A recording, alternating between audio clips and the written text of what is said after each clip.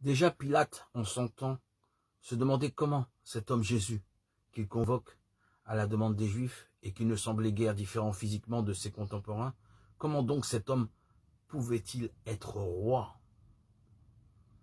De fait, durant les 3 années de son ministère public, Jésus n'a cessé de parler du royaume des cieux, du royaume de Dieu son Père, et, ce faisant, se déclare indirectement roi de l'univers. Mais il prend soin d'ajouter que ce royaume n'est pas de ce monde.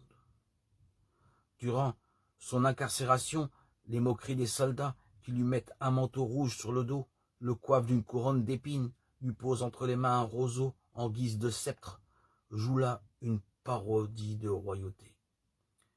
Et ça ne s'arrête pas là. Au moment de la crucifixion, une pancarte posée sur la croix indique « le roi des Juifs ». Cela dit assez la volonté évidente de pousser l'ironie à son paroxysme. Mais paradoxalement, cela énonce une vérité, la vérité. Ce royaume des cieux est là, déjà commencé sur terre, et encore à venir. C'est alors notre foi dans les promesses du Seigneur qui est sollicitée. Oui, par sa mort et sa résurrection, Jésus a accompli le salut du monde. Mais il nous reste par notre foi et notre comportement au milieu de nos frères à le concrétiser. Le Christ est roi. Oui, le Christ est notre roi.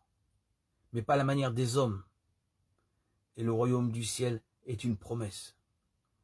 Et Dieu tient toujours ses promesses. Propos de Daniel Ponsard. Magnifique, magnifique.